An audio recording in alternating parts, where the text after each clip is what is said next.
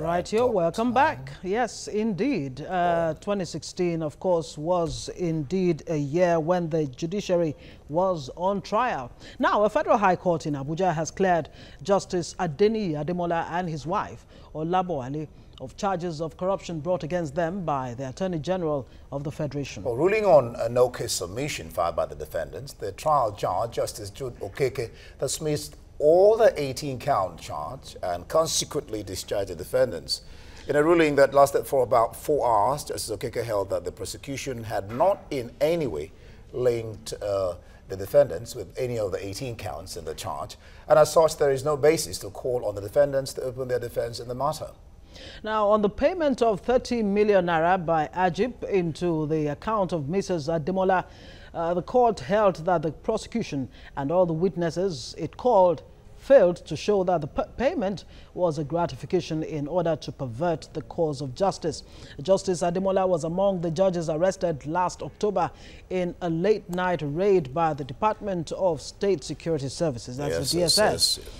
Okay, joining us now is a lawyer, Liboros Ashoma. Good to have you on the show this morning. Did this no-case submission by the court come to you as a surprise? Yes, it did. Because I was expecting that at least with, against the backdrop of Section 53, subsection 1 of the ICPC Act, that states that any gratification, any money received is presumed to be gratification until the contrary is proved. I was expecting that at least the defense would be called upon to clear some gray areas. You know, not that, there was no case established against the defense. And so it came to me, as a surprise to some extent. But of course, the burden of proof was on the prosecuting counsel. Yes. To prove its case that there was actually a link between the amount, the 30 million naira gratification, with a case you see that Ademola had handled. You see, what we're doing, we're making, a mockery of this idea of gifts to judges. That's what I see here. So it is easy now. Anybody can extend gifts to judges, whether you have cases in those courts or not. And so, provided you can establish that it was a gift.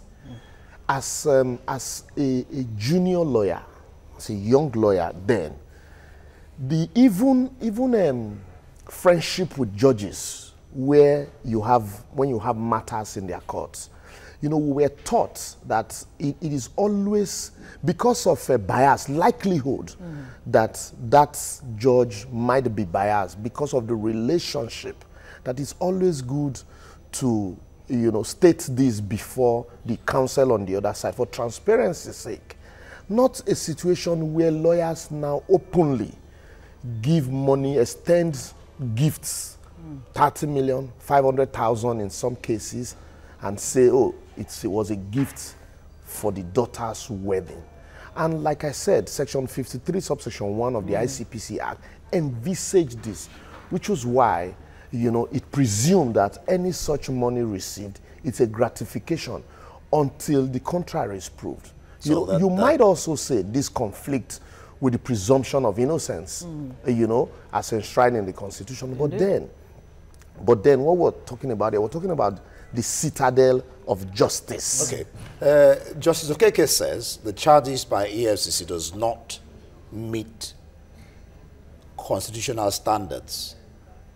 I'd like you to explain that, and whether this is a case of EFCC's prosecutors' incompetence or the judge's interpretation, which may be obtained in another court. Both.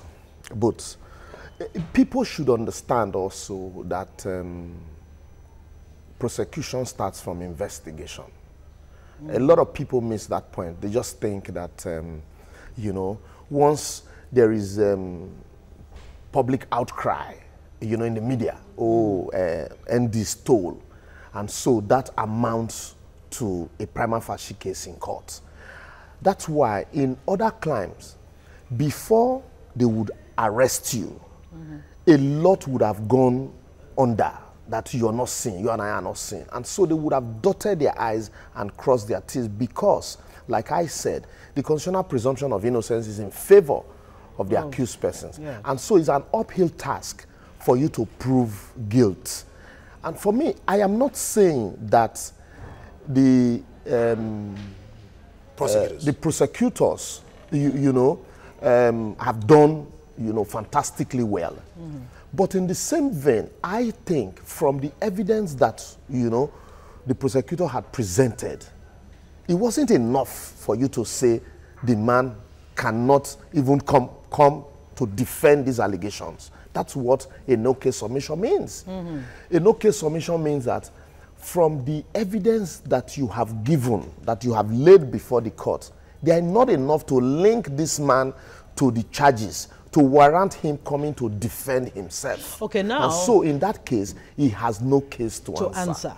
It's different from where the evidence is laid before the court. The defense now comes to defend himself, rebuts those evidence before the court, and then on the basis of, the probability of weighing both evidence, the court now gives a judgment to say, yes, I believe more the evidence of the defense as against the evidence of the prosecutor. That's not the case here. The court is saying the prosecutor's evidence to present their defense. Is not weighty enough to warrant him coming to even defend himself. So what it means is everything you have said amounts to no issue. Now, you have the EFCC coming out with, of course, Wilson Wujare, the spokesperson of the EFCC, came out following this no-case submission saying, look, the EFCC was not even the prosecutor in this case. We only investigated. Now, the question has always been EFCC's capability or capacity to actually investigate and have a smoking gun, so that when you hold those people, they're not able to escape. You see, there are a lot of media trials going on here. The sensation, some of us have queried the EFCC's sensationalization of some of these cases. We would have expected a situation where there's less noise, more conviction. What we see is more noise, less conviction. And so that's why even the DSS and the EFCC, we saw the battle between them before the matter even went to court. The EFCC had come up to say it is not the duty of the DSS to, investigate such matters. And one would have expected that before you even, carry out your sting operation or whatever, because a lot of people also queried the methodology used. Okay, Liberals, you know what? We don't even have much time. Do you expect that a similar submission will come from other judges concerning the other remaining 6 judges involved in this allegations of corruption? I expect to see more of this because from this week, we have seen gale of judgments and rulings from the court that would amount to you querying the methodology used in the first place in investigating some of these matters and the approach, that the EFCC approach to prosecuting some of these cases. It is also easy for us to say, oh yes, the judges are fighting back because at some point you say the executive is protecting his own, the legislators are protecting theirs, and so the judges also would want to protect theirs. That is why you now know fully well that you need to prepare at least twice as hard as, if it's just an ordinary matter. And so that your evidence, any reasonable man that listens to it will say, look, truly this was money meant for gratification and this truly was for this matter. I want to bring up something Professor Saget says, that for effective prosecution, you need a team comprising investigators, prosecutors, and then other lawyers. So he says a series of workshops have been organized to teach them how to draft charges to prevent the charges being faulted in court. Is this probably EFCC's greatest setback? This, of course, came from the fact that there's a law. Well, you see, my problem is this. When things like this happen, people who had supported EFCC action will now turn around to be blaming them. where were these same people when these charges were drafted? It's an advisor to, is a presidential advisor on anti-corruption. I expected a collaboration between that office and the EFCC to ensure that most of these matters, even before going to court. Well, I'm not cutting you in. This actually is a fallout of the Act, Special Crimes Act. Yes. That is yet on the floor of assembly to be passed. What I'm saying, you know. yes, I'm getting there. That's what I'm saying. That's why I'm saying that you don't need to wait for all of this to happen or in the process of brainstorming. And I expected the moment you are appointed on anti-corruption, there should be a collaboration between that office and the EFCC, but I am not aware that there is a strong collaboration. Because in other crimes, what happens is, in investigating, you must also have a team of lawyers amongst the investigators, because the lawyers will know what they are looking out for, rather than wait to send the file to the DPP to look at what you have gathered and then send you on another errand. They should be part of your investigating team. They know what to look out for. So they direct you, look out for this, look out for that, and that's what we need.